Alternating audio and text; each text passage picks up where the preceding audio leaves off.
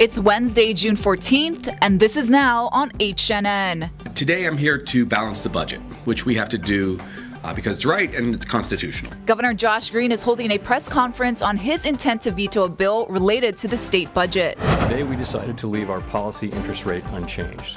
A major decision from the Federal Reserve. I'm Natalie Brand, and I'll tell you how it could affect people looking to buy a home or a car. I had every right to have these documents. The Attorney General makes his first public remarks after that historic court hearing here in Miami. I'm Christian Benavides with what former President Donald Trump is telling his supporters. These stories plus the video board at Aloha Stadium is coming down as we say goodbye to the aging facility. Details coming up on This Is Now.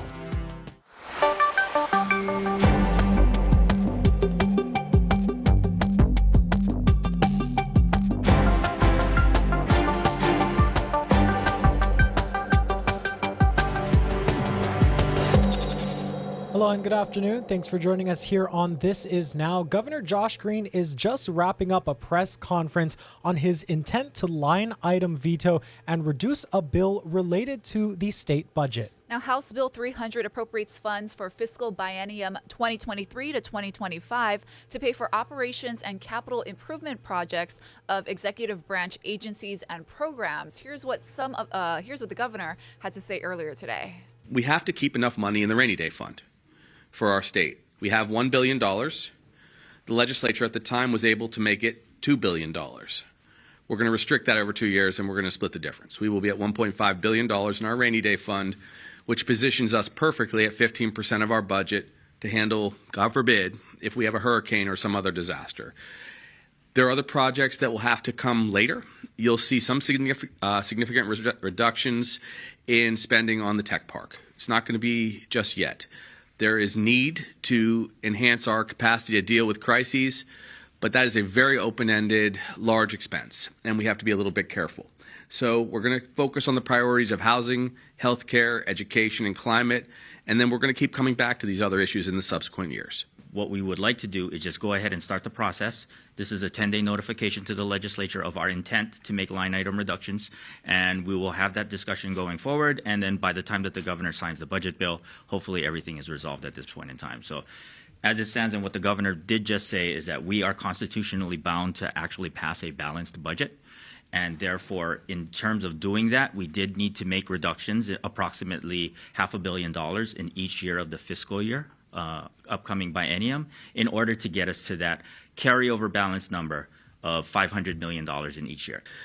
We are going to pull back on some of the larger appropriations and planning that we did. Now, our Daryl Huff is there at the state capitol and is working to gather some reaction to all of this, and we will have more coming up on later editions of Hawaii News Now.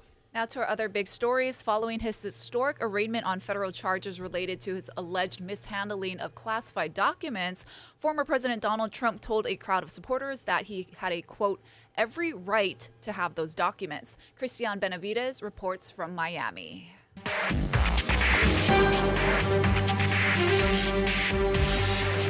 Attorney General Merrick Garland pushed back Wednesday on Republican criticism that the Justice Department case against former President Trump, led by Special Counsel Jack Smith, is politically motivated. He has assembled a group of experienced and talented prosecutors and agents who share his commitment to integrity and the rule of law. On Tuesday, Trump pleaded not guilty to 37 felony counts at a federal courthouse in Miami.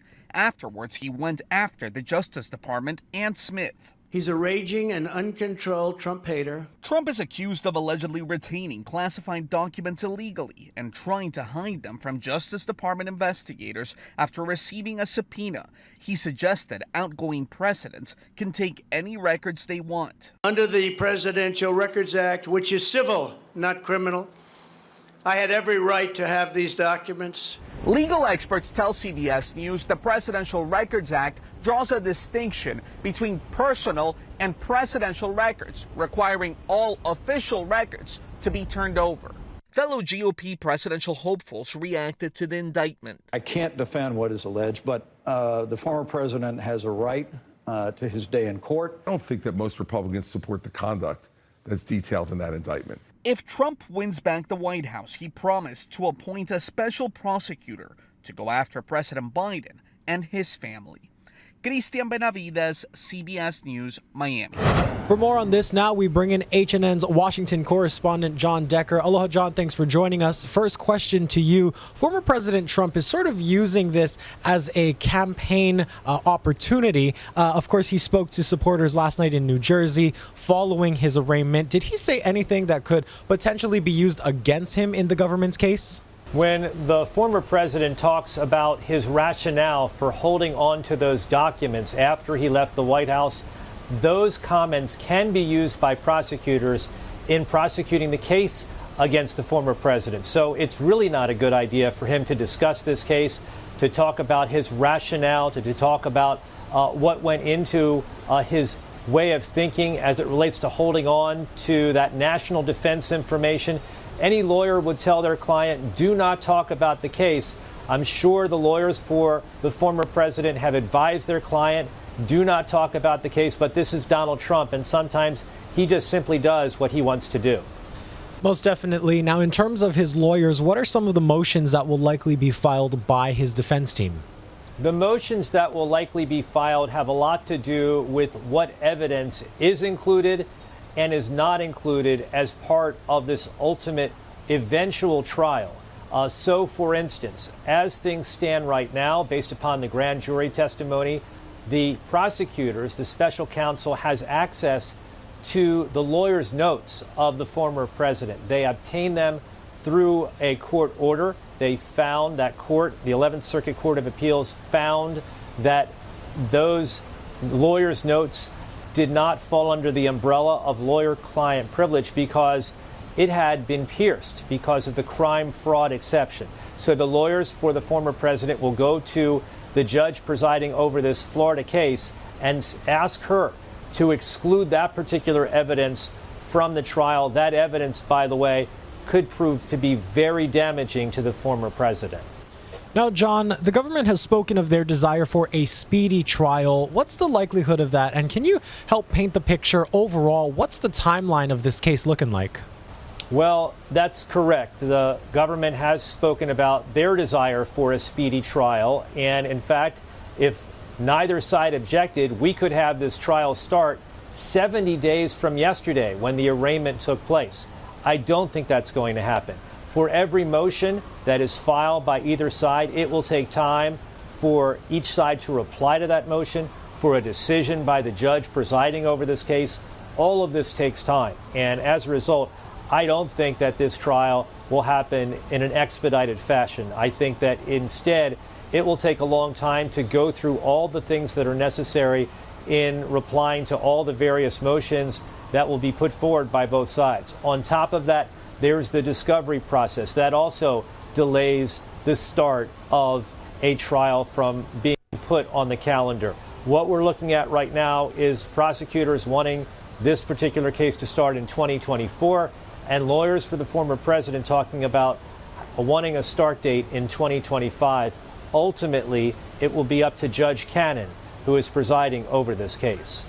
Could be a potentially long time. Last question to you, John. What is any new reaction from Republicans competing against Trump for the presidential nomination? And of course, within the Republican Party, some people are split supporting him and others are not so favorable to defend him. What's the reaction been like? Well, the reaction from those competing against Donald Trump for the Republican nomination is mixed. You have people like Mike Pence, the former vice president, who used to work for Donald Trump, saying these allegations put forward in this indictment are very troubling. Similar statements coming from both Chris Christie and also Nikki Haley. So that is not the circling of the wagon effect that we see happening among House Republicans. Most Republicans in the House have put out statements very critical of the Justice Department and very supportive of the former president. HNN's Washington correspondent John Decker joining us with your insight as a lawyer. Thank you so much for all of the extra knowledge surrounding this indictment. Honolulu Police are asking for help finding this man suspected of assaulting someone with a machete after a road rage incident. The attack happened Friday night on Wilikina Drive and Kamana Nui Road in Wahiawa. HPD says the suspect was driving a black Toyota pickup truck with license plate RNF 572. If you have any information, please call HPD. A fight between mothers and daughters leads to a violent retaliation in Hilo. Now, the woman whose car was damaged says the attackers were misinformed. We want to warn you that the video may be disturbing to some. The incident happened Monday evening at Carl Smith Beach Park in Hilo, where video shows a young man shattering a car's windshield with a bat. The woman who owns the car said the attack was a case of mistaken identity connected to another fight that happened about 45 minutes earlier. So when they arrived, the girl in the video had pointed out my car and said that the boy with the white t-shirt, that was the boyfriend, is in that car. Now, that boy was never in our car. He left a long time ago. My daughter doesn't even know who that person is. So they opened up the car and they just beat on innocent minors that had nothing to do with the previous incident. Caputo says her daughter had nothing to do with this dispute, and she and her boyfriend moved their car to keep their distance. Hawaii County Police say at this time, one adult male has been arrested. An investigation is ongoing. Honolulu Police have arrested a man and a woman following a large brawl that broke out at the Waianae McDonald's last night. The alleged riot was called into 911 around 9:20 p.m. A McDonald's employee told Hawaii News Now that people were fighting inside and outside of the restaurant.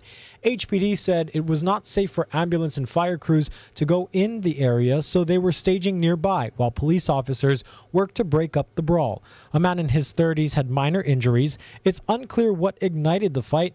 This case has reportedly been classified as a misdemeanor. The restaurant remains closed at this time. Now, unfortunately, another monk seal has been found dead on Oahu.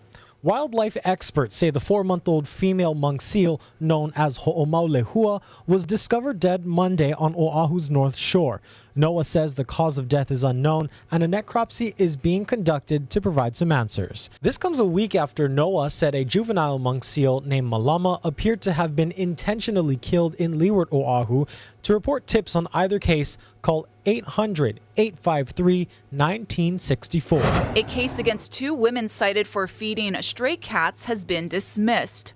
Alexander and Baldwin had removed cat feeding stations from a parking lot at Queens Marketplace Shopping Center in Waikulua Village. The land department had sent A&B a warning letter because the food was attracting endangered nene geese. DLNR officials say the food could make the geese sick or even kill them. Plus, the cats and a disease they carry are a threat to the birds as well. The women were cited in April for feeding the cats, but the Hawaii Tribune-Herald reports today that prosecutors dropped the case against them. The women called the dismissal a, quote, win for the cats. Stoves became a hot political issue in Washington when the commissioner of the Consumer Product Safety Commission floated the idea of a future ban of the appliance after reviewing a study which linked the usage of gas stoves to increased risk of child asthma. Republican Congresswoman Elise Stefanik called the idea a radical, insane, and painful overreach, and Congressman Thomas Massey declared this is a war on stoves. Democrats have said Congress should be focused on other issues. Congresswoman Sheila Jackson Lee last week said, quote, we will be debating freedom of a gas stove, protection of a gas stove, when children, 8 per day, are dying because of gun violence. Interest rates have been on the rise over the past year, but that could be changing. Natalie Brand has the latest from Washington. With the price of consumer goods easing, Federal Reserve Chairman Jerome Powell says it's time to hit the pause button on interest rate hikes. Today, we decided to leave our policy interest rate unchanged. The Fed boosted a key rate 10 times over the past 15 months with the goal of slowing record-high inflation.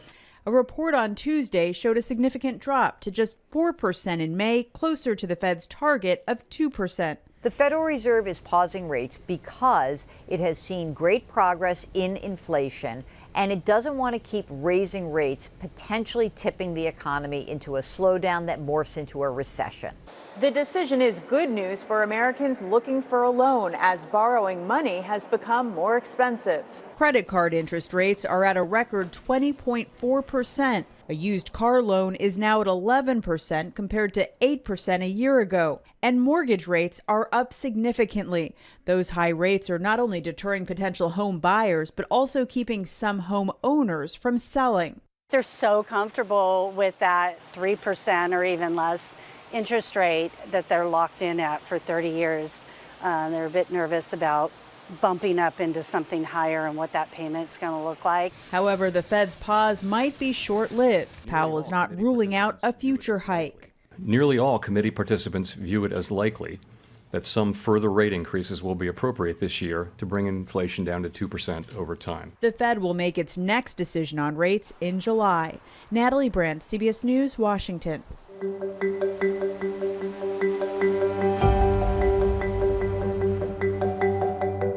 Just like Native Hawaiians, Alaska Natives are experiencing a resurgence in their traditions, and in Juneau, there are many people dedicated to sharing and connecting these rich cultures. And it's all leading up to tomorrow's ceremonial launch of Hokulea, which will embark on a 4-year voyage around the Pacific. Mahealani Richardson joins us from Juneau with a preview. Mahea?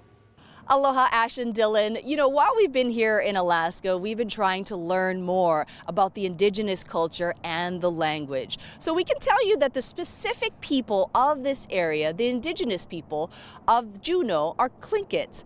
And to say hello, well, there isn't an exact word for hello or aloha, but to say hello in Tlingit or how are you is wasasiati.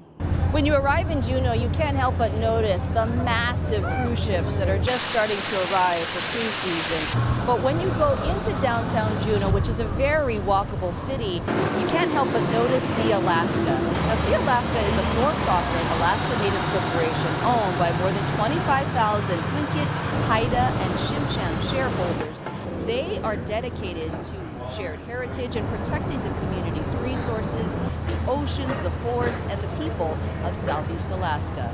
Now, the Sea Alaska Heritage Institute is the foundational arm of that corporation, and there is a group of people here who are dedicated to sharing the stories, sharing the knowledge of the indigenous people here. It is truly a rich culture, just like Native Hawaiians, and so there are many connections and many things to learn about, including a trail of totem poles, amazing artwork that you can see. We're going to have all of those stories coming up on our later newscasts on Hawaii News Now and on our website. So as they say in Tlingit, gunal chish. Thank you. Reporting from Juneau, I'm Mahealani Richardson, Hawaii News Now.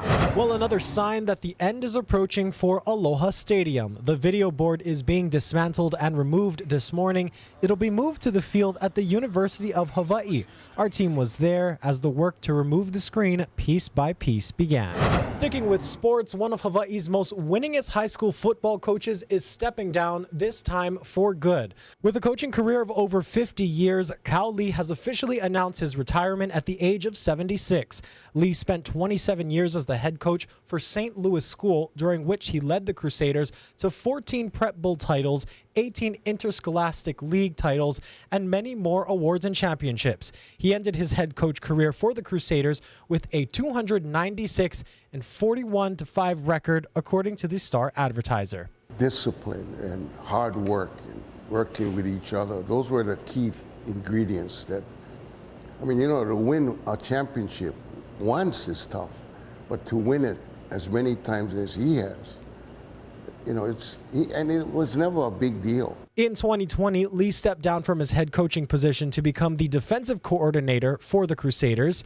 The head coach position was succeeded by his brother, Ron. Now entering his 4th season as head coach, Ron says his brother is leaving St. Louis in a good place. Let's take you live outside now to beautiful Hilo. Look at that. A beautiful day on this Wednesday. The weather, the best weather on the planet as we approach the summer months. For more on this, let's send things over to Guy Hoggy. Billy V. Oh, Billy V. My apologies. Most of the moisture out of all the islands, we're seeing the most over the island of Oahu. We've seen the moisture mostly over the Ko'olau Mountains, up Mauka. You're seeing some of that drift over towards central Oahu, and we got some over the H3, near the H3, but more like the Pali and the Likelike Highway. So once again, some shower activity, but once again, these are passing showers, so the wind will keep them moving. So that'll be a good thing. So once that moisture comes, it won't stay too particularly long. 7-day forecast, rain as well as sunshine and clouds. Trade wind weather, 15 to 20 mile per hour northeasterly winds, 87 degrees. It's across the board all the way through the weekend, Father's Day Sunday into Monday, Tuesday next week. It's pretty much all the same matching forecast. Pretty stable weather right now. All right, let's see what the internet is talking about today. It seems like all we hear about is artificial intelligence these days. Well, Google is starting to use AI to help shoppers choose clothes to buy online. The tech company announced a new virtual try-on feature today that uses generative AI. So Google says it can show clothes on a diverse selection of body types and in various poses. The new feature aims to make it easier for online shoppers to get an idea of how clothing will look on them before they make a purchase. The AI software will initially work with women's tops from certain brands such as Anthropologie, Loft, H&M, and Everlane. Google said it will expand to men's shirts in the future, and the company says it's also launching a feature that will help users find similar clothing pieces in different colors, patterns, or styles from merchants across the web. I kind of dig this because I don't like shopping. Yeah, I mean, AI is taking over. I mean, at this point, it's just going to help us do everything. Amazing. Yeah. Well, let's go ahead and give you some good news now. This story comes out of Wisconsin, where a teacher has a rather unique classroom. It's covered in thousands of sticky notes, and each of them has a very special purpose. Savannah Tomei reports. Yeah, I don't know. I don't know how we'd guess. The wall is packed. We're thousands and thousands and thousands. Jennifer Doucette's classroom at Wanakee Community High School is about as colorful as it can get. She's taking the notes down to organize by color. And I can't wait to see them all together. All of these sticky notes are written by her students. It started in 2016. The kids would leave her Post-its, and then she had an idea. At the end of every classroom, I'll ask a question and students will write like this brilliant one-liner. Quickly, students took over asking the questions. The smell of Barnes & Noble, the question must have been, what's your favorite smell? I had one on the first day of school that said, what color does today feel like? They can be silly, but they can also make an impact in a time where at least a third of high school students experience mental health challenges, according to the CDC. Devin Behan is a junior. You can become or like put out some of your more vulnerable thoughts and like not really worry about people seeing them, even though you're still like putting it out to be seen because, you know, everything's everywhere. I'll have this note forever. She has tons of Post-its of students saying thank you, but this is her favorite. This was a student who really was struggling with her mental health and came back after getting a lot of help and left me a really neat note. This note I treasure. I will keep this note forever. Something as simple as a sticky note can help teens feel seen. It's still out and it's here. I hope that it just lets them know that they matter. Giving them space to be themselves. What a beautiful story there. Yeah, and it's helpful that they're so bright. Yeah, we should put some sticky notes up in this newsroom. Yeah, we need a little color in here. We do. Well, one last story, you guys. Small crabs that live in Japan's warm tidal waters are performing what are thought to be courtship dances in Western Japan. So when the tide is on the ebb around this time of the year at a beach in Wakayama Prefecture, the crabs come crawling out of the sand. The male ones start flinging their claws, and experts believe that they're trying to woo the females. So the dance performances can be seen until around autumn. The tiny crab's shell, for perspective, is about ½ an inch wide. So much to see there Very in cute. Japan, from sakura to dancing crabs. We love it. Have a great day, everyone. Aloha.